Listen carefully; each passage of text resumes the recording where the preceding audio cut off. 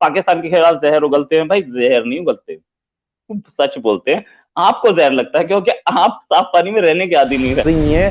14 separatist movement चल रही है इस वक्त, 14 सेपरेटिस्ट मूवमेंट चल रही है इस वक्त हिंदुस्तान में। तो मुस्लिम वेमेन ने मेजोरिटी में वोट किया, इन मास वोट किया मोदी के लिए। आपको अमेरिका तब से देता आ रहा था, सब कुछ दिया उसने आपको, आपको पाला पोसा, अब आप जवान हो गए तो आप बोलेगे नहीं नहीं मेरा तो पापा चाचा कोई और है। कि इंडियंस के जहनों में जो पाकिस्तान का कॉन्सेप्ट है वो सिर्फ उस वक्त दूर होता है जब ये पाकिस्तान चक्कर लगा के जाते हैं। जब तक ये अपने मीडिया की बातें सुनते रहते हैं उस वक्त तक ये यही बातें करते हैं जो ये कर रहे हैं। इंटरनेशनल रिलेशंस के अंदर रोहित साहब, जो आपस के ताल्लुकात मुल्कों के होते हैं वो एहसान के ऊपर नहीं होते, या दोस्तियां कोई नहीं होती, ना कोई किसी पे एहसान करता है, नेशनल इंटरेस्ट की गेम होती है। जहां तक चाइना पाकिस्तान इकोनॉमिक कॉरिडोर की बात करते हैं, आप भूल गए पिछले साल तक तो अमित शाह साहब जो है वो खुल के आते थे, ओ जीबी ले लेंगे हम, ओ पीओके ले लेंगे हम। ये तो चाइना ने लद्दाख में आके मेन सप्लाई रूट काट दिया आपका, सियाचिन का सब सेक्टर नॉर्थ का जो आपका लॉन्चिंग पैड है जीबी को कट ऑफ करने का, उसके अलावा आप कट ऑफ कर ही नहीं सकते। तो आपकी टोन ही बदल गई रातों रात, सारी की सारी अब्बू बदलने के साथ साथ आपकी टोन बदल गई यार। वो अमेरिकन वॉर नहीं थी, वो आपकी वॉर थी जिसमें अमेरिका ने आपको सपोर्ट किया था, राइट। आपको वहां से निकाल, आप अफगानिस्तान से सोवियत यूनियन को निकालना था, आपको सैबर्स दिए, आपको सब कुछ दिया, आपकी पूरी नेवी उनकी बनाई हुई थी, आपके पास सारे एयरक्राफ्ट उनके थे इंडिया। अरे सर कुलभूषण आया था, मैं मान तो रहा हूँ, कुलभूषण तो हम क्लेम ही कर रहे हैं ना, हम ऐसे नहीं है कि हम किसी को भेज दें और बाद में बोल दें। क्या आप ये बोलेंगे कि आम पाकिस्तानी जो इंडिया का टमाटर खरीद रहा था वो भी इंडिया से मिला हुआ है? टमाटर क्यों खरीद रहे थे भैया? आपको इंडिया से इतनी नफरत है तो आप हमारा नमक खा के आराम कर रहे हैं, हमने तो नहीं कभी कहा। आप दोनों एक एक टमाटर लें, उस पर नमक डालें, आप डालें आप भी। जी उम्मीद है कि आप सब लोग खैरियत से हैं। आज हम बात करेंगे पाकिस्तान भारत ताल्लुकात के हवाले से, और उसके साथ साथ कुछ भारत के अंदर जो मामलात हैं उस हवाले से भी बात होगी, अमेरिकन इंतखाबात के हवाले से भी बात होगी। और मेरे साथ मौजूद हैं भारत से तज्जियाकार हैं, जर्नलिस्ट हैं रोहित शर्मा साहब, और पाकिस्तान से मेरे साथ मौजूद हैं दिफाई तज्जियाकार हैं, आप लोग पहले भी उनको देखते रहते हैं, मेजर आदिल राजा साहब। आजकल हम ये देख रहे हैं कि भारत के अंदर जर्नलिस्ट जो है वो थोड़े से परेशान है। आपके एक बहुत बड़े जर्नलिस्ट हैं अर्नब गोस्वामी साहब, उनको पुलिस आती है घर से उठा के ले जाती है। तो यकीनन ये आपके लिए भी परेशान कुन होगा कि इतने बड़े जर्नलिस्ट को ले गए तो आपको तो किसी टाइम भी वो पकड़ सकते हैं। देखिए, जर्नलिस्ट के खिलाफ कभी कभी ऐसे एक्शंस होते हैं जिसमें उनके जो उन्होंने लिखा है, जो वो उन्होंने बोला है, उसके खिलाफ गवर्नमेंट एक्शन होते हैं। लेकिन पुलिस एक्शन बहुत रेयरली होता है कि पुलिस उन्हें उठा के ले जाए। इस केस में हुआ क्या था कि अर्नब गोस्वामी की कंपनी ने किसी आदमी को पेमेंट करना था, 5 करोड़ की पेमेंट थी। वो पूरा पेमेंट अर्नब ने नहीं करना था, दूसरा पेमेंट बाकियों ने भी करना था। वो पेमेंट नहीं किया गया, इसकी वजह से उस आदमी ने सुसाइड कर लिया, उसके बाद उसकी मदर ने सुसाइड कर लिया, रह गई उनकी एक बेवा और उनके एक बच्चा। तो एक एफआईआर में सुसाइड नोट में अर्नब का नाम लिख के गए थे वो, तो उस केस में एक्शन होना था। तो अगर ऐसा, this was not a victimisation, ये क्रिमिनल केस था जिसपे गवर्नमेंट ने अपना एक्शन लिया है। We stand with Arnab, no doubt about it, because Arnab is a good journalist and wonderful person. Arnab क्या अगर विक्टिमाइजेशन हो रहा है तो हम जरूर उनके साथ खड़े हैं, लेकिन क्योंकि ये क्रिमिनल केस था तो इसमें उन्होंने बेल अप्लाई की थी, लोअर कोर्ट ने रिजेक्ट कर दी, हाई कोर्ट ने भी रिजेक्ट कर दी, अभी सुप्रीम कोर्ट में मैटर चल रहा है। तो if it is a criminal complaint तो let the law take its own course, and we are there to support him of course, but law का काम है तो लॉ करे। अच्छा मेजर साहब, रोहित शर्मा साहब तो कह रहे हैं जो अर्नब का केस है उस तमाम तर शोर शराबे से बरक्स जो रिपब्लिक टीवी पे मच रहा है, बहुत सारे लोग कह रहे हैं कि पॉलिटिकल विक्टिमाइजेशन हो रही है, झूठा केस है। वो रोहित साहब के मुताबिक ये काम क्रिमिनल केस है, उसमें तफ्तीश हो रही है, लोगों को इस हवाले से फिक्र नहीं करनी चाहिए और इस तरह के इल्जाम नहीं लगाने चाहिए। आप भी इसी तरह देखते हैं? नहीं, मैं बिल्कुल इस तरह नहीं देखता अतर साहब। एक तो मैं चलें आपके प्रोग्राम की तवसत से एक बड़ी important source report, breaking news ही चलें देता चलूं कि ये अर्नब साहब जो है, अर्नब गोस्वामी, इनको ढके छुपे तो है नहीं, पूरी दुनिया जानती है कि क्या मंजन बेचते हैं, नफरत बेचते हैं, और नफरत बेचने वाले को नफरत मिल रही है। और मेरे पास मुंबई पुलिस के ऑफिसर्स के फोन नंबर्स हैं, उन मुंबई के जो जेल है उसके सुपरिटेंडेंट के भी नंबर हैं, और मैं आपको बताता चलूं, जरूरत हमें काम पड़ता रहता है, जाहिर बात है, वहां पे सोर्सेस कल्टीवेट की हुई हैं हमने, क्योंकि रोहित जी तो हमें बताएंगे नहीं, इन्होंने तो डिफेंड करना है और इन्होंने रहना है भारत के अंदर, तो ये तो कुछ अगर बात खुल के करेंगे, जो कि रिपब्लिक टीवी खुद कर रहा है, तो जाहिर बात है वो ये उसको डिफेंड नहीं कर पाएंगे वहां पे रहते हुए। लेकिन मैं आपको बताता हूँ, मुंबई पुलिस की सोर्सेस से बताता हूँ कि वो कहते हैं कि रो रहा है ये, जेल सुपरिटेंडेंट कहता है आंसुओं से रोता है। तो बात यह है कि नफरत बेचने वाले को नफरत का सामना है, डर बेचने वाले को डर लग रहा है। देखें अतर साहब, बात यह है कि अर्नब की जो जितनी पे प्रोफाइल है वो सारे का सारा हेट बेस्ड जर्नलिज्म के ऊपर खड़ा हुआ है। और ये जो कॉन्सेप्ट इन्होंने, और सिर्फ ये हम नहीं कह रहे, ये तो एनडीटीवी के ऊपर आप देखें, जो भी अनबायस्ड मीडिया आउटलेट इस वक्त बचे हुए हैं इस वक्त इंडिया में, उन्होंने खुल के बात की। अर्नब गोस्वामी और वो दूसरा जो आता है रिपब्लिक पे, मेजर गौरव आर्या, उसके बारे में, इस तरह के जर्नलिज्म के बारे में खुल के बात की जा रही है। और सिर्फ हिंदुस्तान के अंदर तो अब शुरू हुई है, पूरी दुनिया के अंदर रिडिक्यूल हो रहा है हिंदुस्तान इस किस्म की जर्नलिज्म की वजह से। ये जो हेट बेस्ड जर्नलिज्म है, नफरत का सौदा बेचते हैं। तो बात यह है कि ये सारे का सारा जो चक्कर है ना, ये अभी ठीक, इसमें पॉलिटिक्स लाजमी तौर पे इन्वॉल्व है, क्योंकि अर्नब ने आज तक पाकिस्तान के खिलाफ तो जो जो बात जहर उगला, और उसकी वजह से बीजेपी को जो वोट बैंक जो है उनकी, ये हकीकत है कि हिंदुस्तान की पॉलिटिक्स के अंदर जो है वो एंटी पाकिस्तान सेंटिमेंट एक बड़ा इंपॉर्टेंट फैक्टर रहा है उसमें। इवन रिसेंटली जो इलेक्शन हुए बिहार के अंदर, उसके अंदर भी उससे पहले अयाज सादिक ने जो बयान दिया पाकिस्तान के अंदर, उसका बहुत बड़ा एडवांटेज मिला जो प्राइम मिनिस्टर नरेंद्र मोदी हैं उनके नैरेटिव को। तो उस नैरेटिव की, और बिहार में बहुत से लोग इंडियन आर्मी के अंदर मौजूद हैं जो 27 फरवरी 2019 को जो बेइज्जती हुई हिंदुस्तान की पूरी दुनिया के अंदर, उसको काउंटर नैरेटिव प्रेजेंट करने के लिए नवाज शरीफ को कहा गया, तो उसने अयाज सादिक से बकवास कराई पार्लियामेंट में, जिसका एक फायदा हुआ। तो इस तरह एक मिसाल मैं दे रहा हूं, इस तरह एंटी पाकिस्तान सेंटिमेंट इंडिया की पॉलिटिक्स में एक बहुत इंपॉर्टेंट फैक्टर रखता है। हालांकि पाकिस्तान में ये कोई ये एंटी इंडिया सेंटिमेंट पॉलिटिकली कोई फैक्टर नहीं है, कोई बहुत बड़ा फैक्टर नहीं है, लेकिन हिंदुस्तान में है। उसके साथ उस सारे के सारी इस पॉलिटिक्स के अंदर जो मेन स्ट्रीम मीडिया पे अर्नब गोस्वामी और ये गौरव आर्या जैसे लोगों ने इसके अंदर किरदार अदा किया, वो तो सब जानते हैं, लेकिन इससे गलती हुई जब इसने शिवसेना से पंगा ले लिया वहां पे। तो उनकी दुम पे जब इसने पैर रखा और बॉलीवुड के अंदर बैठ के जब इसने बॉलीवुड वालों को ललकारा, तो देखें बॉलीवुड के अंदर इन्वेस्टमेंट्स इन्होंने मूवीज बनाई हैं उसके ऊपर कि किस तरह अंडरवर्ल्ड जो है उसकी इन्वेस्टमेंट्स हैं, पॉलिटिकल लिंक्स हैं।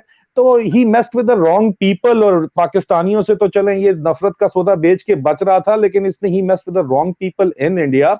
और अभी मुझे मुंबई पुलिस वालों ने बताया है कि आंसुओं से रो रहा है। जी रोहित जी, गोस्वामी साहब की गिरफ्तारी हुई, उसके अलावा बहुत सारी ऐसी चीजें हैं जिसके ऊपर हालिया अरसे में इंडिया के ऊपर तनकीद होती रही। ये कहा जाता रहा कि पुलिस स्टेट बन गई है, पुलिस जो है वो सही तरीके से तफ्तीश नहीं करती। एमनेस्टी इंटरनेशनल भी छोड़ के चली गई इंडिया को, उन्होंने कहा हम भी अपना काम यहाँ पे जारी नहीं रख सकते। आप क्या समझते हैं कि चीजें इतनी ही ब्लीक हैं, या फिर जो मोदी के मुखालिफ हैं वो इंतखाबात में उनको शिकस्त नहीं दे सकते? बिहार में भी मोदी का इत्तेहाद जीत गया है, तो वो फिर इंटरनेशनली इस तरह की चीजें कल्टीवेट करते हैं। देखिए कि इंडिया में जर्नलिस्ट के खिलाफ क्या क्या चल रहा है, ऐसा आरोप पहली बार मोदी पे नहीं लग रहा है, इससे पहले दूसरी गवर्नमेंट्स पे भी लगता रहा है। मनमोहन सिंह गवर्नमेंट पे भी लगा, इंदिरा गांधी गवर्नमेंट पे भी लगा, नरसिम्हा राव, कौन सी गवर्नमेंट को छोड़ा है। और जहां तक बात ये रही कि एमनेस्टी इंटरनेशनल भी छोड़ के चले गए इंडिया को, तो एमनेस्टी इंटरनेशनल छोड़ के क्यों चले गए? एक इंडिया में एक रूल है, अगर आप फॉरेन से आ रहे हैं तो आपके पास एक एफसीआरए क्लियरेंस होना चाहिए। आप एफसीआरए क्लियरेंस जो है उसके अकॉर्डिंग अगर आप पैसा नहीं लाते हैं तो वो अलाउड नहीं है। अभी अभी कुछ चर्चेस पे एफसीआरए की रेड पड़ी है, ये 3 दिन पहले की बात है, और रेड पड़ी है कहां पर? केरला में। तो क्या सारे चर्चेस भी छोड़ के चले जाएंगे इंडिया से? वी वुड लव इट, चले जाइए, हम देख लेते हैं एक बार। कोई चर्च नहीं जाएगा। एमनेस्टी इंटरनेशनल जो वहां से पैसा ला रहा था, that was used being transferred through wrong methods, that was the governments view. Government ने बोला भी भाई आप अपने पैसे का हिसाब किताब दीजिए, वहां से आप अगर सपोजिंग $1,000 ला रहे हैं तो यहाँ कहाँ खर्च कर रहे हैं, वहां से आ ज्यादा रहा है $1,000 से, उस पैसे को आप कहाँ खर्च कर रहे हैं? क्या आप कन्वर्जन के लिए तो नहीं खर्च कर रहे हैं, या दूसरी एक्टिविटीज के लिए, इलीगल एक्टिविटीज के? और ये एफसीआरए क्लियरेंस बहुत जरूरी है, क्योंकि ऐसे टेरर फाइनेंसिंग जो होती है वो इन्हीं तरीकों से होती है, जो कि like money laundering and all, उसको रोकने के लिए है। अब जहां तक बात यह है कि मेजर साहब ने बोला कि डर की जर्नलिज्म और हिट जर्नलिज्म बेचते हैं अर्नब गोस्वामी, तो अर्नब गोस्वामी के खिलाफ मुझे ऐसे कोई केसेस तो नहीं दिखे कि हिट जर्नलिज्म भेजते हैं। भैया हमारे पास गवर्नमेंट है, बड़े बड़े लोग हैं, कोच है, हमारे पास पुलिस है, बड़े बड़े लोग हैं, ओवैसी साहब हैं, उनको शायद मेरे हिसाब से बैकिंग की तो कोई कमी नहीं है, इलेक्शन जीतते हैं, अभी बिहार में भी जीते हैं वो, 2-3 सीट उन्होंने उठाई हैं। तो AIMIM क्या इतनी कमजोर हो गई कि वो केस नहीं कर पाई अर्नब पे? इतना बोलते हैं वो तो खिलाफ, भाई कोई प्रूफ के साथ, कोई डॉक्यूमेंट के खिलाफ के साथ बोल रहे हैं, तभी तो उनके खिलाफ केस नहीं हो रहा है, तभी तो उनको ये केस है, क्रिमिनल केस है, नॉन पेमेंट का केस है, तो उसमें मैं क्या बोल सकता हूँ? मैं बोल वहां सकता हूँ जहां पे जर्नलिज्म की बात है, राइट? तो इसमें उनके खिलाफ ऐसे जर्नलिज्म को के कोई केस नहीं है कि फेक प्रूफ पे बोले हेट बेचा। भाई एक आदमी ने मर्डर किया, दूसरा आदमी बोल रहा है, मर्डर करने वाले को सजा मिले, अगर बोल रहा है कोई आदमी उस पर झूठ तो उसको सजा मिले ना, ऐसा तो कोई केस नहीं हुआ। पाकिस्तान के खिलाफ जहर उगलते हैं, भाई जहर नहीं उगलते, सच बोलते हैं। आपको जहर लगता है क्योंकि आप साफ पानी में रहने के आदी नहीं रह गए। मेजर साहब look at it, when we give you elixir you think it's जहर, पॉइजन। ऐसा नहीं है, आप अपने अंदर देखिए आपके अंदर क्या फॉल्ट है। अगर हम आपको sermons दे रहे हैं, अगर हमको सच बता रहे हैं, तो आपको अगर जहर लग रहा है तो भाई फिर तो आप जहर में रहने के आदी हो चुके हैं। I am sorry to for that. Anti Pakistan sentiments बेचते नहीं, एंटी पाकिस्तान सेंटिमेंट्स नहीं बेचते, he is actually telling the right thing कि कैसे चलना है, क्या करना है। अगर आपको सही चलना है तो बताइए। और मोदी को उससे फायदा होता है, मोदी को उससे फायदा नहीं होता भाई। मोदी पिछली बार जितने लाया था सीट्स 282 282, इस इलेक्शन में 303 लाया है। मोदी लास्ट टाइम अराउंड, ये बिहार के इलेक्शन की आपने बात की, लास्ट टाइम अराउंड बिहार के इलेक्शन में was a junior partner to JDU, that's Nitish Kumar. इस बार 70 से ज्यादा सीट्स लाए हैं और नीतीश कुमार की उनसे हाफ सीट्स है। सो मोदी को लोग पसंद करते हैं, तो मोदी इसलिए आते हैं, पीपल लव है। अगर आप ये बोले कि पूरा कंट्री जहर का आदी हो गया, तो मैं ये कहना चाहूंगा कि फिर कंट्री जहर का आदी हो गया, करोड़ों लोग हो गए, तो फिर आप जनरल साहब पाकिस्तान में बैठ के आप क्या कर लेंगे? ठीक है, आपने रोहित शर्मा जी आपने अपनी बातों का खुद ही जवाब दे दिया, मैं क्या जवाब दूं? और मैं नहीं कहता, दुनिया कहती है, छोड़ें इस बात को। अरे देखिए, नहीं, दुनिया कहती है, सही है, मैं क्या एक कंट्री है या हाँ जी बोलिए बोलिए काजमी साहब। मैं चाहता हूँ कि मैं जरा एक क्वेश्चन कर लूं जरा मेजर साहब से, जो आपने जो पॉइंट्स उठाए। मेजर साहब देखिए, रोहित साहब ये कह रहे हैं कि हम तो आपको आईना दिखाते हैं, सच दिखाते हैं, और आपको बुरा लगता है इसलिए कि सच हमेशा कड़वा लगता है। दूसरी बात, एक अक्सर जो कहा जाता है कि आप इंडिया के ऊपर तनकीद करते हैं, लेकिन दूसरी जानिब आपके यहाँ माइनॉरिटीज की क्या सिचुएशन है, आपके यहाँ माइनॉरिटीज को लुक आफ्टर नहीं किया जाता, तो आप उसके ऊपर पर्दा डालने के लिए, अपनी बुराई को छुपाने के लिए आप लोग हर वक्त इस मोड में रहते हैं कि हम इंडिया के ऊपर अटैक करते रहें। क्या आप इस चीज से या इस सोच से मुतफिक हैं?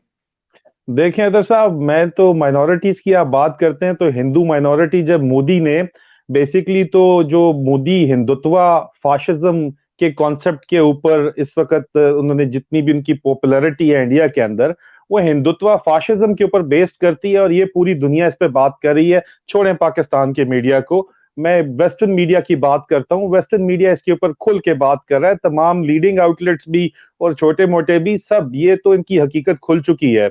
इस बात के ऊपर बहस में पड़ने की जरूरत नहीं। जहां तक ताल्लुक है पाकिस्तान में, तो इनके जो इन्होंने सब्ज बाग दिखाया मोदी जी ने, हिंदुत्वा फाशिज्म जिस वक्त जिसकी बेस के ऊपर ये पहली दफा पावर में आए और दूसरी दफा भी is the most popular prime minister of India, तो ये सब का सब पाकिस्तान के खिलाफ नफरत बेच के, इसी वजह से इतनी पॉपुलरिज्म इनको मिली। नहीं तो इनको दिखाने के इनके पास है क्या? 7 साल की इनकी जो इकोनॉमिक परफॉर्मेंस है वो तो वर्स्ट है इन द हिस्ट्री ऑफ इंडिया। सबसे बुरे हालात है इनकी इकोनॉमी के इस वक्त। कोरोना के जो मैनेजमेंट है वो पूरी दुनिया उसको बोल रही है कि कितने थर्ड क्लास तरीके से इन्होंने उसको मैनेज किया। उसके बाद इन्होंने अचानक जब इकोनॉमिक शटडाउन किया तो इनके पास बचा ही कुछ नहीं पीछे नफरत बेचने के लिए। Hate sells quick, coming to your question Athar साहब, के पाकिस्तान में ये जो उन्होंने सब्ज बाग दिखाए ना हिंदुओं को, तो बहुत से हिंदू पाकिस्तान से छोड़ के चले गए कि जी हिंदुस्तान तो हिंदुओं की जन्नत बन गया है, सब कुछ बेच बचा के वो हिंदुस्तान चले गए। वहां जब गए अतर साहब तो वहां उनको जिस किस्म की डिस्क्रिमिनेशन का सामना करना पड़ा, उनको पहले आईएसआई का एजेंट उन लोगों ने बोला, उसके बाद उनका इस्तेसाल किया गया, उनके खिलाफ डिस्क्रिमिनेशन की गई, उनके लोगों को कत्ल भी किया गया और उनकी इतनी बुरी हालत कर दी कि लुटे पटे सब कुछ लुटा के वापस पाकिस्तान आए। लेकिन हमने ये नहीं कहा कि लौट के बुद्धू घर को आया, हमने कहा कि सुबह का भूला शाम को घर आ जाए तो उसे भूला नहीं कहते। स्टेट ऑफ पाकिस्तान ने पैसे अपने खर्च करके, पब्लिक फंड्स खर्च करके उनको उनकी जमीनें वापस की, उनको घर वापस खरीद के दिए, उनको रिहेबिलिटेट किया। हैविंग सेड दैट तो सब ये सामने है, ये डॉक्यूमेंटेड है और ये बहुत रीसेंट है, ये कोई पुरानी बात नहीं है। हैविंग सेड दैट अतर साहब, मैं ये नहीं कहता कि पाकिस्तान यूटोपिया है, लेकिन पाकिस्तान यकीनी तौर पर हिंदुस्तान से, अगर आप डिस्क्रिमिनेशन जो वहां पे इंडियन मुस्लिम्स फेस करते हैं, इंडियन माइनॉरिटीज फेस कर रही हैं, 14 सेपरेटिस्ट मूवमेंट चल रही है इस वक्त, 14 सेपरेटिस्ट मूवमेंट चल रही है इस वक्त हिंदुस्तान में। क्यों चल रही है? वजह बताएं। इसलिए कि हिंदुत्व फाशिज्म वहां पे सराहियत कर गई है और वो भी ब्राह्मण लेड अपार्थाइड है जो हिंदुस्तान को चला रही है। और मोदी ने पहले ढका छुपा था, कांग्रेस में भी होता था ये, जिस तरह बोला शरद शर्मा साहब ने, लेकिन वो अंडर द रैप्स रखते थे, था उनका भी हिंदुत्व का कॉन्सेप्ट बड़ा क्लियर था, वो अंडर द रैप्स रखते थे। मोदी जी ने आके गुजरात का जो बुचर ऑफ गुजरात मशहूर हुए, उसके बाद गुजरात के इकोनॉमिक मॉडल पे उनको लेके आए। इकोनॉमिक मॉडल तो गया भाड़ में, उन्होंने कहा इकोनॉमिक मॉडल को छोड़ो, ये जो मैंने मुसलमानों को आग लगाई है, ये माइनॉरिटीज को मैंने जो मारा है, जलाया है, इसी की बेस पे hate sells and hate sells quick like quick bucks. Major साहब बोल रहे थे कि भैया मोदी जो है हिंदुत्व फैसिस्ट हैं और पाकिस्तान के खिलाफ नफरत बेच रहे हैं। भाई मोदी का पहला इलेक्शन जो था वो उसमें सिर्फ एक ही इशू था, विकास, डेवलपमेंट। और आज कांग्रेस बोलती भी है कि वो विकास कहां है। उन्होंने कभी ये नहीं बोला, कांग्रेस ने कभी ये नहीं बोला कि एंटी पाकिस्तान एजेंडे पे आप जीत के आए थे। उनके सारे आप तक के स्टेटमेंट देख लीजिए, हर स्टेटमेंट में सिर्फ एक चीज बोली, विकास बोला था, विकास कहां है, राइट। वो डेवलपमेंट पे आए थे और डेवलपमेंट पे आज तक लड़ रहे हैं। Anti Pakistan Muslims have never been agenda for him. पिछले इलेक्शन में जिसमें वो 303 सीट जीते, उसमें एक और यूपी का इलेक्शन जो जिसमें योगी आदित्यनाथ यहाँ स्वीप किया, दोनों ने, बीजेपी ने स्वीप किया, योगी जी ने वहां स्वीप किया, और इधर उसके बाद इलेक्शन यहाँ हुआ दिल्ली नेशनल लेवल पे, यहां इन्होंने स्वीप किया। क्यों किया? क्योंकि मुस्लिम वेमेन जिनको आज तक एक हस्बैंड, हमारे इंडिया में शरीयत मुस्लिम्स के लिए है, लेकिन शरीयत में ही कहीं मेंशन नहीं है कि आप एक बार में 3 तलाक बोल दीजिए और वाइफ को तलाक दे दीजिए। शरीयत का कॉन्सेप्ट, आई एम नॉट मुस्लिम, लेकिन मुझे जो पता लगता है उस हिसाब से एक बार आप एक महीने में बोलेंगे तलाक, दूसरे महीने में फिर बोलेंगे, तीसरे महीने में फिर बोलेंगे। इंडिया में ये भी अलाउड था। शरीयत के नाम पे जो गुंडागर्दी हो रही है, इंडिया का अपना इंडिजिनस मौलवी वो कर रहा है, मौलाना वो कर रहा है, बैक्ड बाय पाकिस्तान भी बहुत सारे लोग कर रहे हैं। लेकिन दिस वाज नॉट इन शरीयत, दिस वाज नॉट इन इस्लाम कि आप इंस्टेंट ट्रिपल तलाक दे दें। आप उस समय की कटिंग्स देखिए, आप उस समय का, और आप रूल को देख लीजिए।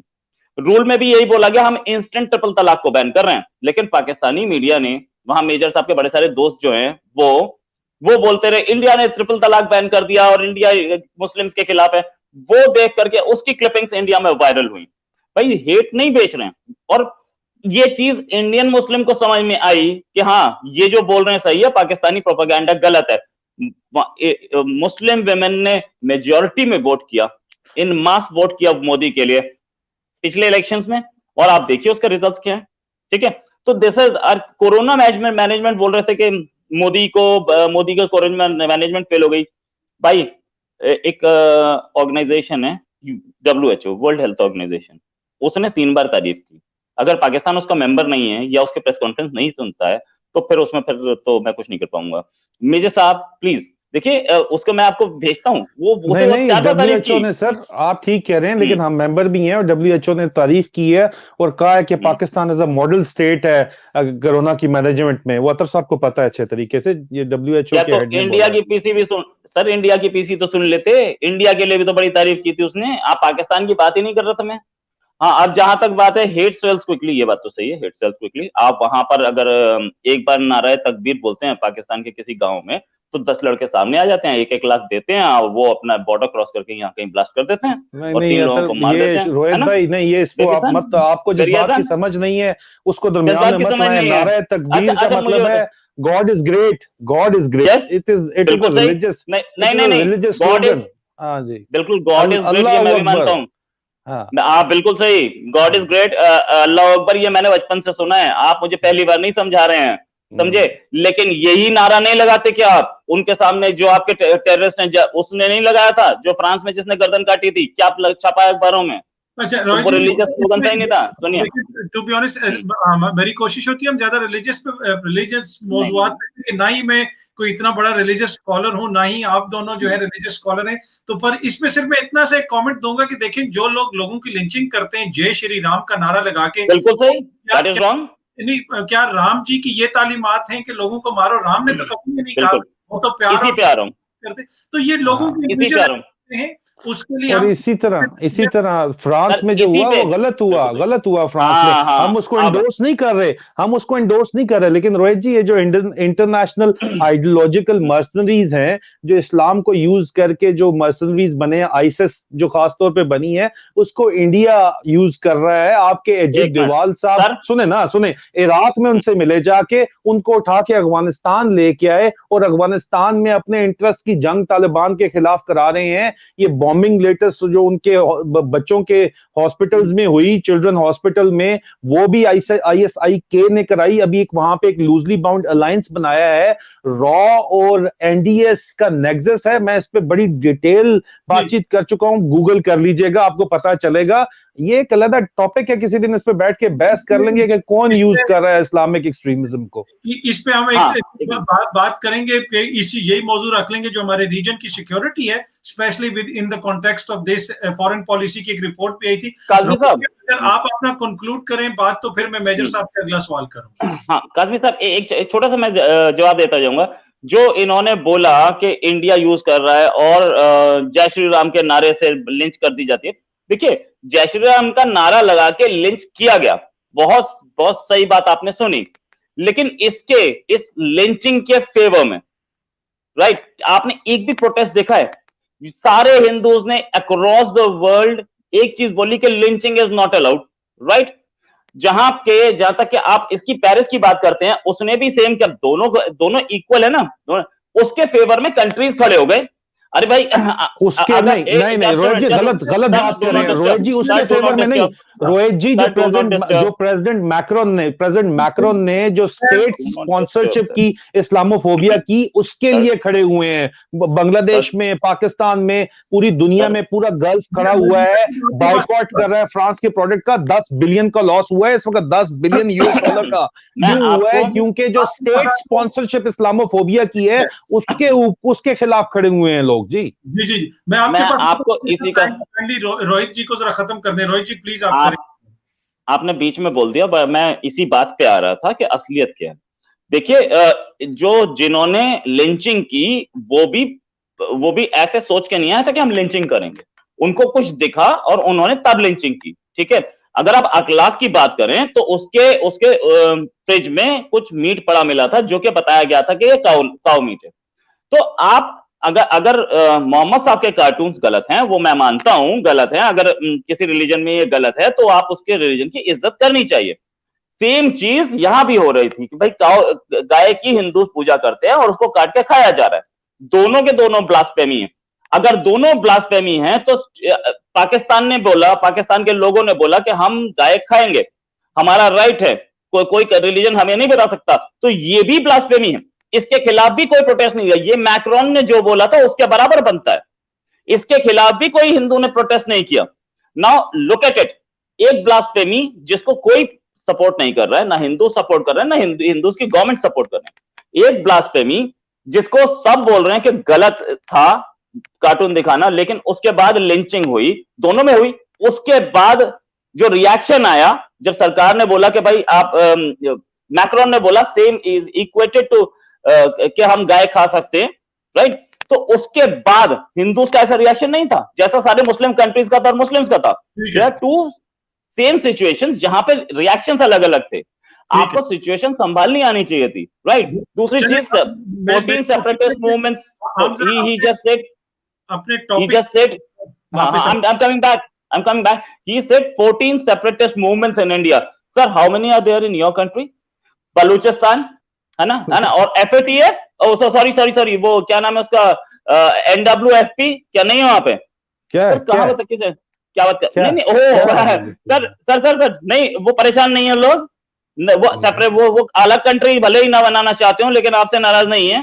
तो आपकी आर्मी के लोग क्यों मारे जाते हैं वहां पे ब्लास्ट में, क्यों मारे जाते हैं? अफगानिस्तान से भेजते हैं लोग, अरे तो इसलिए मारे जाते हैं। वो तो मैं मान रहा हूँ ना, हम लोग भेजते हैं, तो हम भी तो ये बोलते हैं पाकिस्तान से आ रहा है ये सारा, तो आप तो 14 तो फिर वही बता रहे बात है थे ना। और दूसरा, आप आपने क्यों नहीं बोला?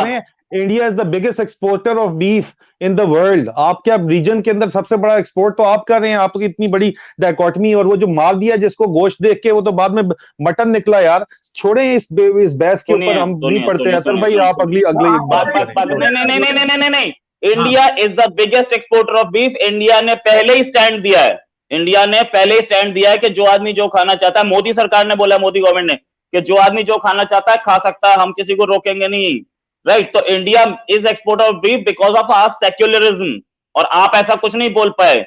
आपको बोलना चाहिए था कि नहीं, कैरिकेचर बनाना गलत है, लेकिन ये मर्डर ज्यादा बड़ा गलत है, इसलिए हम इसके साथ नहीं है। रोहित जी, हाथी के दांत खाने के और दिखाने के और, ये मिसाल है मोदी जी की, जिनकी आप बार बार बात कर रहे हैं। चले, मेरी कोशिश है कि हम अपने टॉपिक की तरफ आए। आखिर में हम थोड़ी सी बात करेंगे अमेरिकन इलेक्शंस, और अमेरिकन इलेक्शंस के बाद इसका क्या मतलब है इंडिया के लिए और पाकिस्तान के लिए।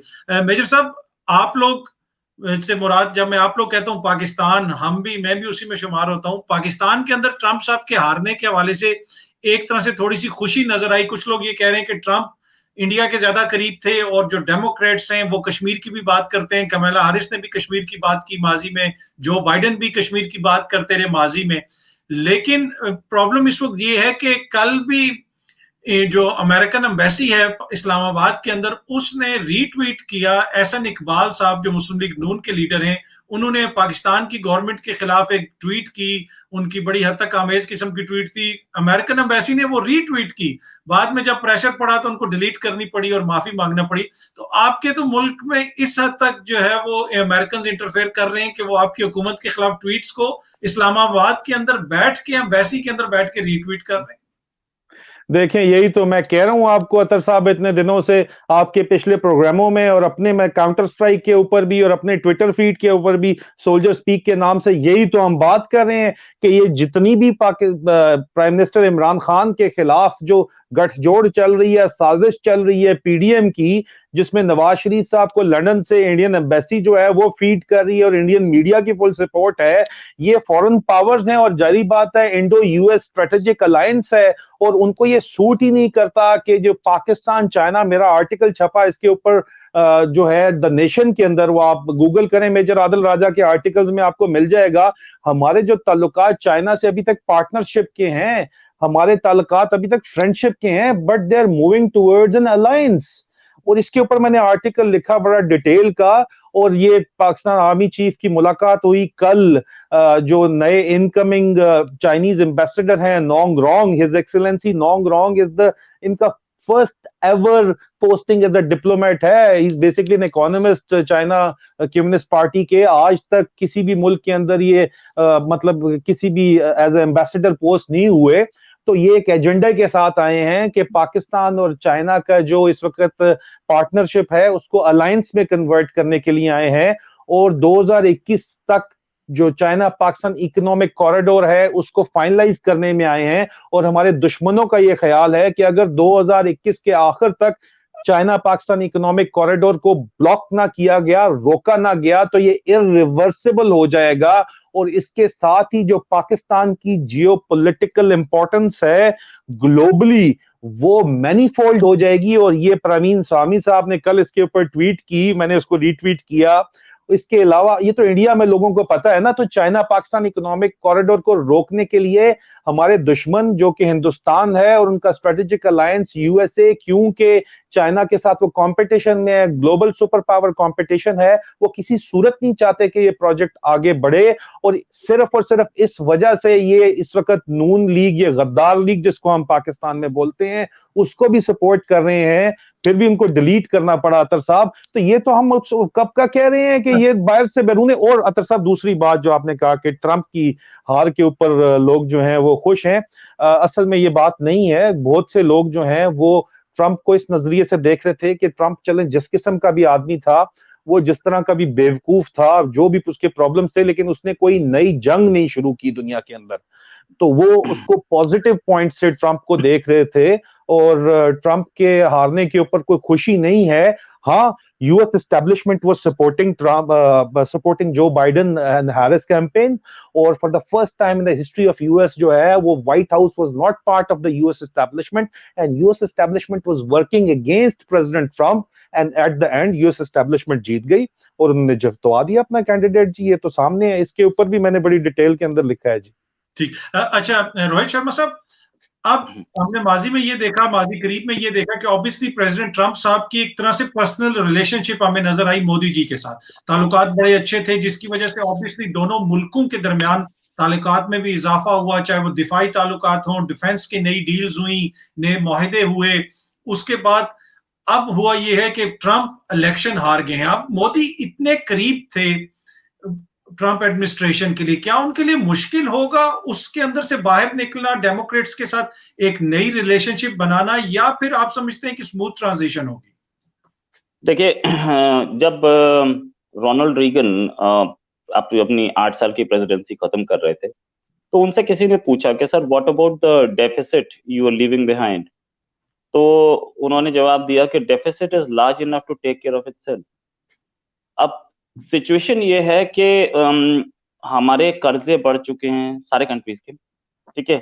हमारे जो एक्सटर्नल रिलेशंस हैं वो भी एक नए लेवल पे पहुंच चुके हैं, तो they can take care of themselves. जहां तक बात यह है कि ट्रंप से बड़े अच्छे रिलेशंस थे, तो रिलेशंस इंडियन प्राइम मिनिस्टर के, किसी भी इंडियन प्राइम मिनिस्टर के किससे नहीं थे।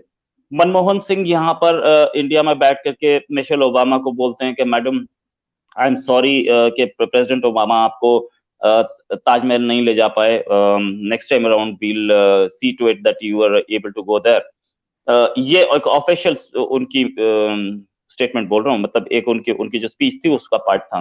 तो पर्सनल रिलेशन सबके हैं दूसरे से, क्यों? क्योंकि वो प्राइम मिनिस्टर है इंडिया का और वो अमेरिकन प्रेसिडेंट है, इसलिए रिलेशन है, वरना कौन सा जानते थे एक दूसरे को। ठीक है। अब ये हमारे रिलेशंस जो हैं ये फॉरेन पॉलिसी है, और फॉरेन पॉलिसी किसी भी गवर्नमेंट से आपकी भी नहीं चेंज होती, हमारी भी नहीं चेंज होती, राइट। तो ये रिलेशंस बढ़ेंगे। अब आदिल राजा साहब ने बोला कि ये एक नेक्सस है। अरे नहीं भाई, नेक्सस नहीं है, ये हमारे रिलेशंस हैं। आप अपने रिलेशंस, क्योंकि आपके साथ तो बिल्कुल पिछले 50 साल से तो आपके साथ था ही ना अमेरिका। आपको कौन दे रहा था सैबर्स? मैं 65 के वॉर की बात कर रहा हूँ। सैबर्स किसने दिए थे? आज F-16 किसने दिया हुआ है आपको? भाई आपको अमेरिका तब से देता आ रहा था। आप अब बोल रहे हो कि नेक्सस है, आपको हथियार दे रहा है, आपको सब कुछ दे रहा है, उसके बाद भी आप नेक्सस बता रहे हो। क्यों भैया? ऐसा क्यों? ऐसा फरामोशी क्यों? भाई आपके साथ इतने साल से था, सब कुछ दिया उसने आपको पाला पोसा। अब आप जवान हो गए तो आप बोलेगे नहीं नहीं मेरा तो पापा चाचा कोई और है। ऐसे नहीं होता भाई। हमारी भी दोस्ती है, हमारी भी आज भी रशिया से भी है। अच्छा, I'll give you an answer to that। जहां तक आपने मुस्लिम लीग और नवाज शरीफ और ये इंडियन एम्बेसी से जा रहे हैं, भाई ये सब जो आप बोल रहे हैं ना, ये सब के सब विदाउट एनी एविडेंस है, ठीक है। आपके पास कोई कागज है तो आप दिखाइए, फिर उस पर डिस्कशन होगा कि कागज सही है कि नहीं। आप तो मतलब ऐसे ही बोल दिया। अब मैं बोल दूं ऐसे ही बैठे बैठे कि आपके आर्मी चीफ है, वो तो इंडिया से रिश्वत में पैसा लेते हैं वहां पे। वो लंदन की एक बेंटले स्ट्रीट है, उसमें उनके 4 मकान है। आप ढूंढते रहिए लंदन में बेंटले स्ट्रीट कौन सी है।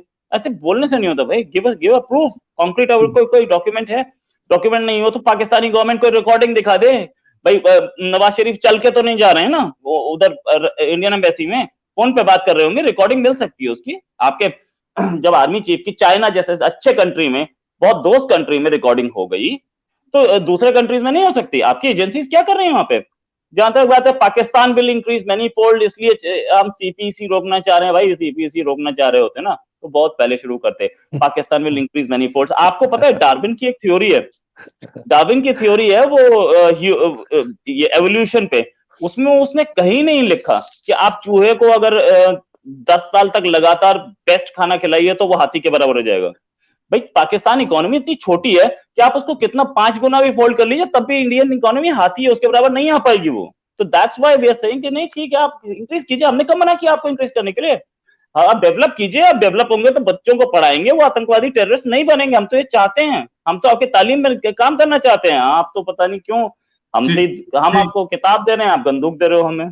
ठीक, अच्छा मेजर साहब, जो रोहित साहब ने पॉइंट्स उठाए आप वो भी उठाइएगा, उसका भी जवाब दे दीजिएगा। और आखिरी क्वेश्चन आपसे मेरा ये है कि अगेन जो नई एडमिनिस्ट्रेशन अब आई है अमेरिका में, आप क्या समझते हैं कि उस एडमिनिस्ट्रेशन का रवैया पाकिस्तान के मुतालिक, चाइना के मुतालिक और खुसूसन चीन, पाकिस्तान और इंडिया के माबैन एक तरह से जो तनाज़ा इस वक्त है वो कश्मीर के मामले पे भी है, चाहे वो लद्दाख हो या मेनलैंड कश्मीर हो, यहाँ पे एक तरह से एक मसला चल रहा है।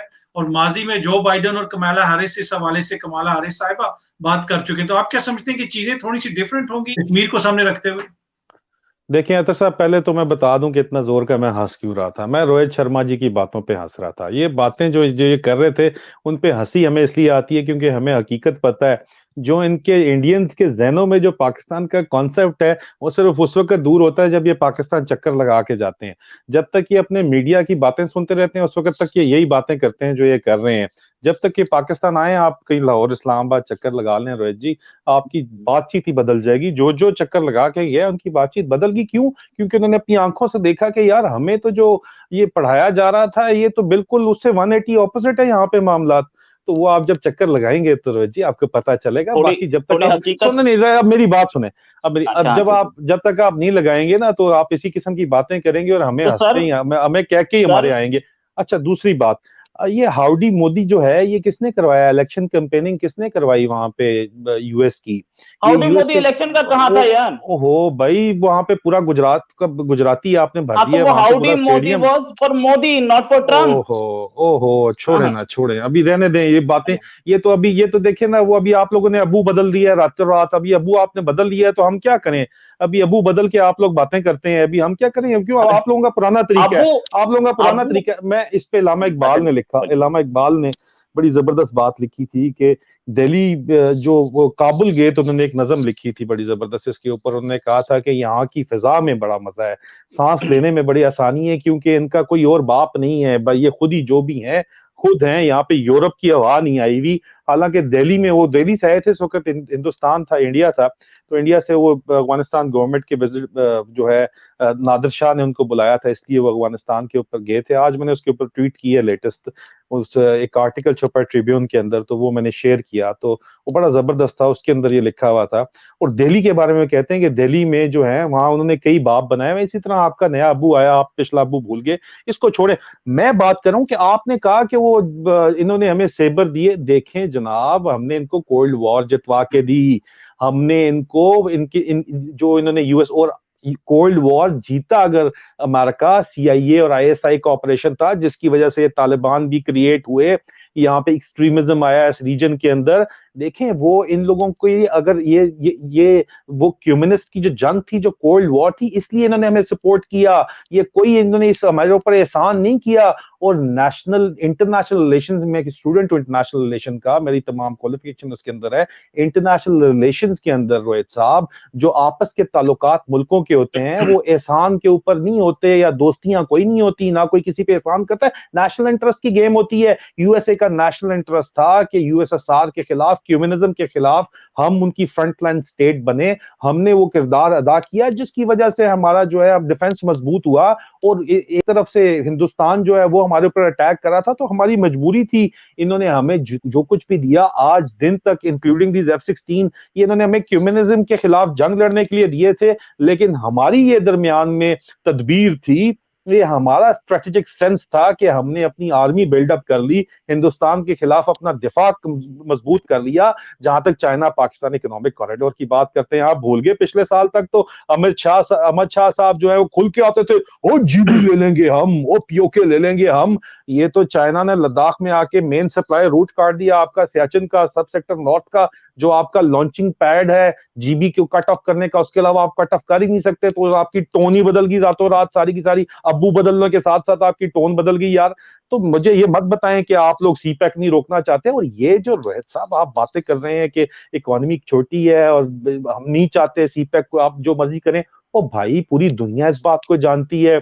इस बात को आपको एक्नॉलेज करना चाहिए। एक जर्नलिस्ट जो अनबायस्ड जर्नलिस्ट होता है वो ये बात एक्नॉलेज करता है यार कि पूरी दुनिया इस बात को जानती है कि चाइना और यूएस की सुपर पावर राइवलरी चल रही है, ग्लोबल लेवल के ऊपर चल रही है। और जो चाइना का बेल्ट एंड रोड इनिशिएटिव है प्रेसिडेंट शी जिनपिंग का, वो उसका फ्लैगशिप है चाइना पाकिस्तान इकोनॉमिक कॉरिडोर। और उसको रोकना जो है वो हर सूरत के अंदर जो है वो इनके इंटरेस्ट के, नेशनल इंटरेस्ट में यूएस के। और क्योंकि यूएस इंडो यूएस जो है स्ट्रेटेजिक अलायंस है, इसलिए आप लोग जो है अभी उनको अबू बना के उनको आपने जो उनकी गोद में जाके बैठ गए। और आपके अपने एनालिस्ट कह रहे हैं कि नॉन अलाइंड जब तक रहा इंडिया फायदे में रहा, और जब से अभी यूएस के कोई क्वाड वाले चक्कर में पड़ गया है तो हम देखते हैं ना क्वाड आके लद्दाख में आप लोगों को कितना आपका एरिया वापस ले देता है।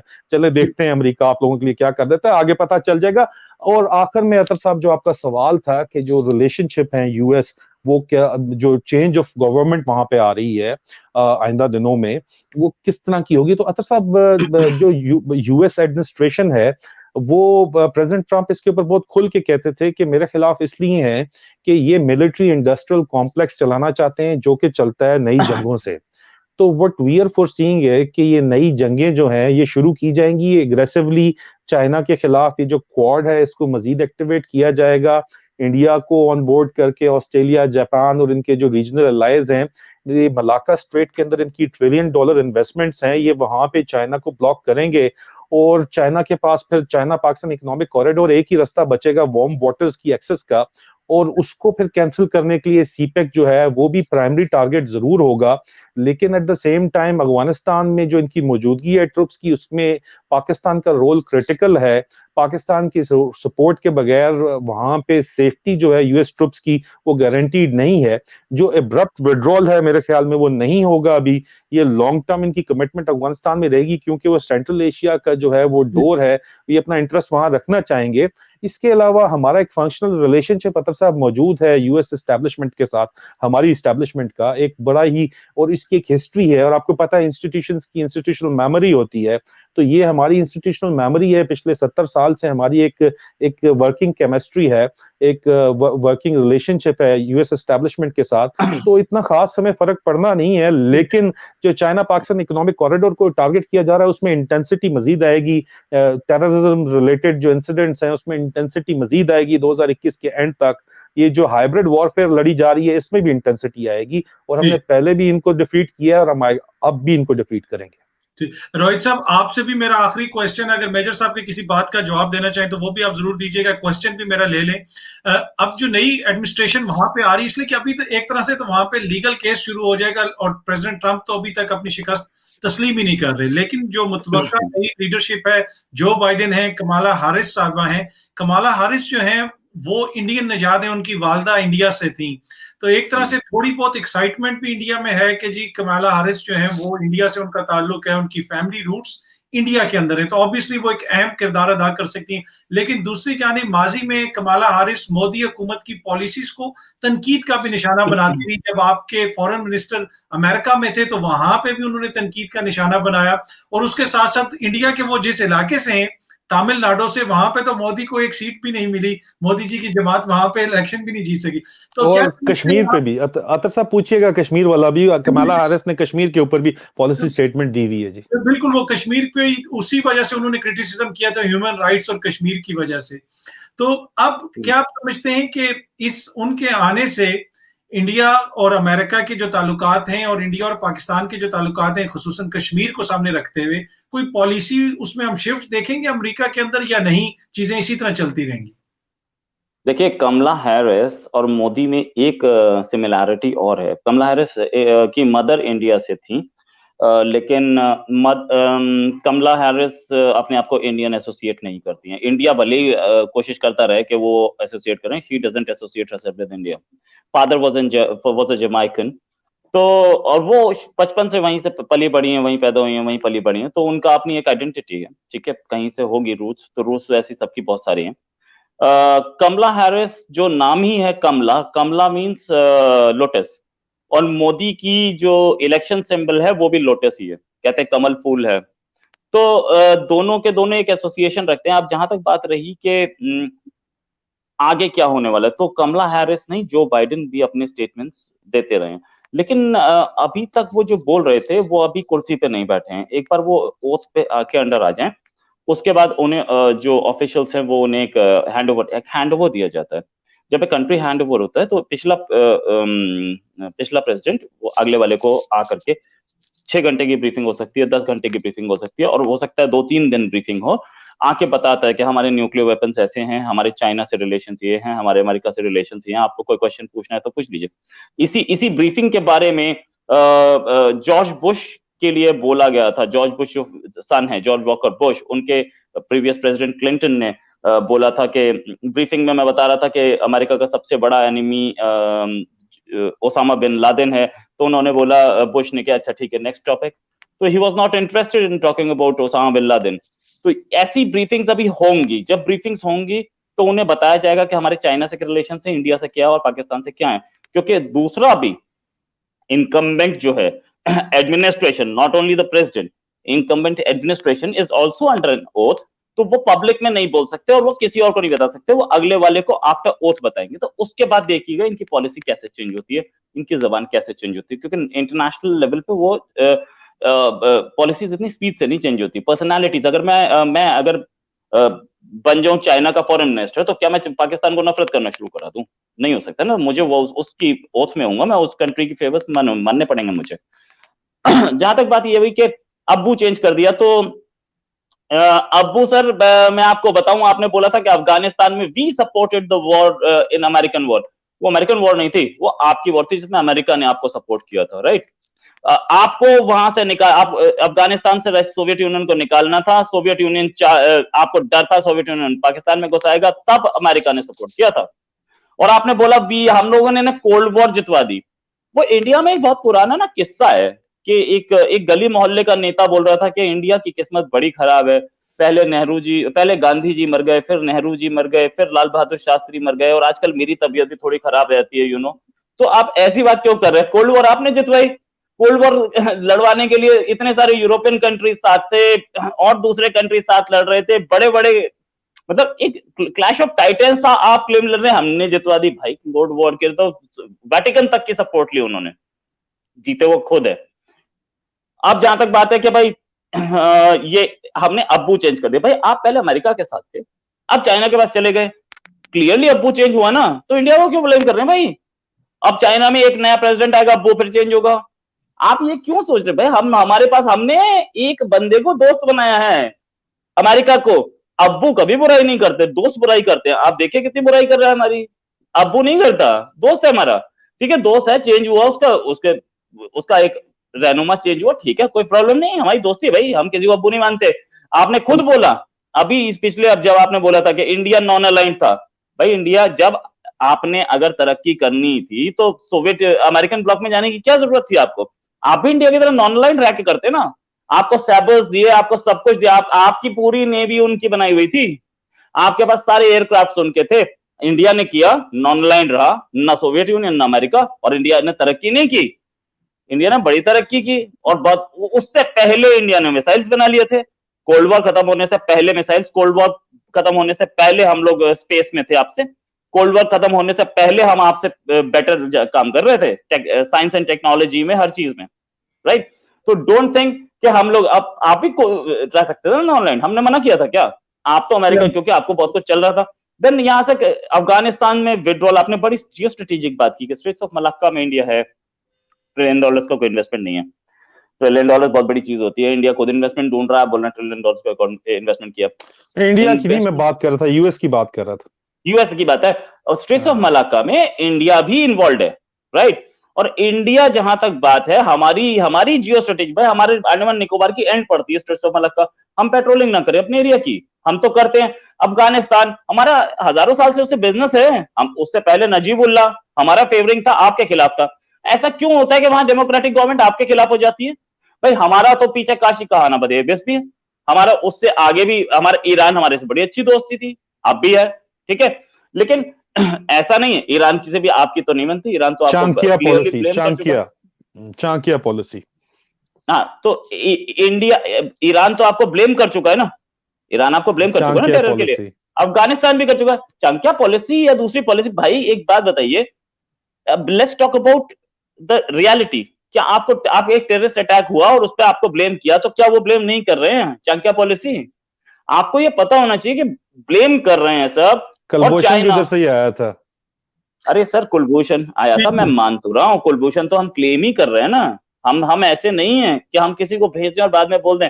कुलभूषण को तो हम गवर्नमेंट ऑफ इंडिया ने इंटरनेशनल कोर्ट ऑफ जस्टिस में बोला कि आप इब्डक करके लेके आए ईरान से, तो let's not talk about that, ठीक है। व्हाट आई एम आपने टेलिंग बोला यू ना। इज, नहीं भाई मैं नहीं बोला, मैं अपनी गवर्नमेंट के स्टेटमेंट को रिटरेट कर रहा हूँ। मेरी गवर्नमेंट झूठ नहीं बोलती कि भाई अजमल कसाब हमारा नहीं है, मेरी भी बाद नहीं में एक्सेप्ट कर बोलती, लें। अरे मेरी भी नहीं बोलती। आपकी गवर्नमेंट का स्टेटमेंट था अजमल कसाब अच्छा, हमारा वो नहीं है, नवाज शरीफ क्या साहब का एक्सेप्ट कर पूछ लिया? रहे थे आप, नवाज शरीफ साहब का पूछ रहे थे कि वो स्टेट आपके पास क्या सबूत है, तो भाई सज्जन जिंदाल साहब के साथ जो उनके कारोबारी मरासिम है वो सबूत है। इनकी रमजान शुगर मिल में 20+ इंडियंस थे, वो भी हमारे पास डॉक्यूमेंट्री एविडेंस है। इसकी पूरी की पूरी हिस्ट्री मौजूद है कि ये जिनके, अब नवाज शरीफ साहब ने रिकॉर्ड के ऊपर आगे टू नेशन थ्योरी को नेगेट कर दिया सिरे से कि हम तो हैं ही एक, तो दो कौमी नजरिया कोई चीज ही नहीं है। तो सबूत हैं तब बात कर रहे हैं, बाकी ब्लैक ऑप्स के अंदर रोहित जी कोई भी सबूत नहीं छोड़ता। हाँ, अगर आप, मैं भी फेक लेटर्स मेजर गोरावारिया की तरह बना के यहाँ पे लगाना शुरू कर दूं कि ये मेरा सबूत है, तो वो कोई सबूत थोड़ी होता है, अपने आप को रेडिक्यूल करता है आप वो, फिर बोल दो जिस सर, तरह मैं जवाब अरनाब दे दूं। पहुंचा हुआ है, अरनाब पहुंचा हुआ सर, है जिस तरह जेल, इसका अरे कोई सर जवाब सुन नहीं तो है। लीजिए, मैं आप जवाब दे तो स्ट्राइक रहा हूँ, करेंगे, सुनिए ना। आप अरे नहीं स्ट्राइक नहीं नहीं करेंगे, नहीं मैं नहीं नहीं, काउंटर स्ट्राइक करूंगा, इसी आप तरह बिल्कुल चलता रहेगा कीजिएगा ये। सर, बिल्कुल कीजिएगा। मुझे बताइए कि आपकी शुगर मिल बोली, आपने बोला बिजनेस साथ चल रहे हैं, क्या आप ये बोलेंगे कि आम पाकिस्तानी जो इंडिया का टमाटर खरीद रहा था वो भी इंडिया से मिला हुआ है? तो टमाटर क्यों खरीद रहे थे भैया? आपको इंडिया से इतनी नफरत है तो? आप हमारा नमक खा के आराम कर रहे हैं, हमने तो नहीं कभी नहीं कहा तो कि नमक हमारा हमने आराम तो कर कभी रहे नहीं हैं। बोला। नहीं नहीं, हमने कभी नहीं बोला कि हमारा कोई पॉलिटिशियन अगर या हमारा कोई बिजनेसमैन अगर पाकिस्तान से बिजनेस कर रहा है तो वो एंटी नेशनल है। आप बोल रहे हैं कि उनकी चलती थी इसलिए वो है। भाई हमारे पास नमक, आपसे हमें आपका खाने की जरूरत नहीं है। टाटा एक्सपोर्ट करता है नमक को, हमारा हमारा टाटा इंडस्ट्रीज टाटा नमक एक्सपोर्ट करता है, हमारे पास बहुत नमक है। हाँ, हमारे पास आपसे ज्यादा बड़ी कोस्ट लाइन है, आप बताइए। और हमारे पास एक्चुअल और प्योर नमक जिसे बोलते हैं हिमालयन वो, हिमालयन पिंक सॉल्ट पूरी दुनिया में आप मेड इन पाकिस्तान, अरे पैक्ट वो, इन इंडिया करके बेच रहे हैं, अभी हमने रोका है आके यार। अब जो चले जो चले मिनरल अरे वैल्यू हमारे नमक हम नमक की एक्सपोर्ट है। कर रहे हैं। ये है पिंक कि सॉल्ट कितने लोग खाते हैं? बड़ी लंबी होगी। आप इस तरह करें कि आप दोनों एक एक टमाटर लें, उस पर नमक डालें, आप एक एक और खा ले। पाकिस्तानी नमक डालें, आप भी इंडियन टमाटर लें, उस पर पाकिस्तानी नमक डालें, और जो है इस पे ट्रेड पे इंशाल्लाह किसी दिन हम तफसीलन बात करेंगे। वंस अगेन आप दोनों शख्सियात का बहुत शुक्रिया, थैंक यू सो मच, आप लोगों ने टाइम दिया। बहुत जल्दी आप लोगों से दोबारा बात होगी। Thanks a lot.